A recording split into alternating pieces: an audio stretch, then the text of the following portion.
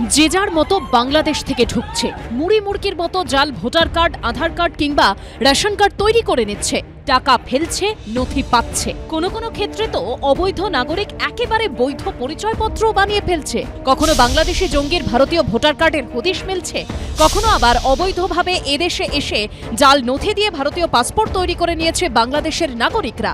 সাম্প্রতিককালে এমন ভুরি ভুরি অভিযোগও সামনে এসেছে। যেমন পূর্ব বর্ধমানের কাটোয়ায় জেঠু জেঠিমাকে বাবা মা সাজিয়ে ভারতীয় পাসপোর্ট বানিয়ে কুয়েতে পাড়ি দিয়েছিলেন বাংলাদেশের নাগরিক, নাম শাওন বাগচি। 9 বছর পর সেই পাসপোর্ট পুনর্নবীকরণের জন্য আবেদন করতেই ধরা পড়ে যায় কারসাজি। আবার বাংলাদেশ থেকে মুর্শিদাবাদে এসে ভুয়ো পরিচয়পত্র তৈরি করে রীতিমতো ঘাঁটি গেড়ে বসেছিলেন সোহেল নামে এই ব্যক্তি। শ্বশুরকে বাবা বলে ভুয়ো পরিচয় দিয়ে অভিযুক্ত তৈরি করেছিলেন ভারতীয় পাসপোর্টও। পরবর্তীতে অভিযুক্ত সোহেলকে গ্রেপ্তার করে পুলিশ। বাংলাদেশের রেশন কার্ড, এখানকার রেশন কার্ড, ওই রেশন কার্ড দেখিয়ে ভোটার কার্ড করার জন্য আমাদের মেশিনারি রয়েছে। এটা শুধু পশ্চিমবাংলার জন্য বিপজ্জনক নয়, বাঙালি এবং হিন্দু মুসলমান সবার জন্যই বিপজ্জনক, সারা দেশের নিরাপত্তার পক্ষে বিপজ্জনক। কে চিন্তা করছে? বাংলাদেশের জঙ্গি সংগঠন আনসারুল্লাহ বাংলা টিমের সদস্য মোহাম্মদ সাদ রাডি সে মুর্শিদাবাদে বসেই ভোটার কার্ড, আধার কার্ড এমনকি পাসপোর্ট তৈরি করে ফেলে বলে চাঞ্চল্যকর দাবি উঠে আসে গোয়েন্দা সূত্রে।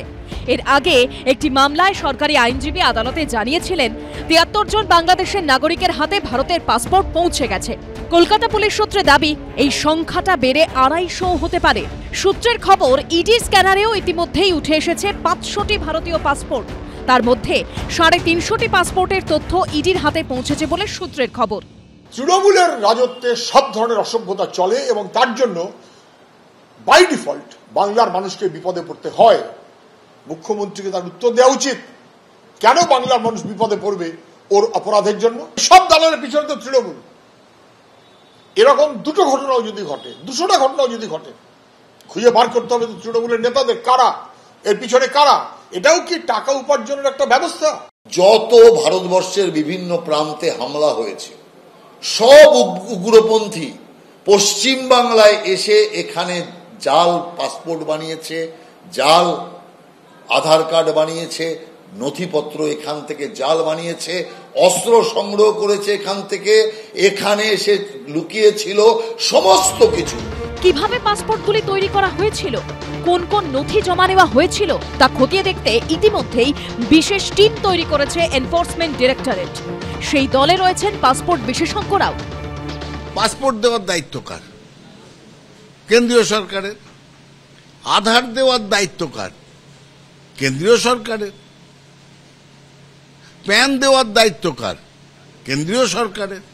কোনোটার ইস্যু করার দায়িত্ব তৃণমূল কংগ্রেস বা এখানকার পশ্চিমবঙ্গ সরকারের আছে?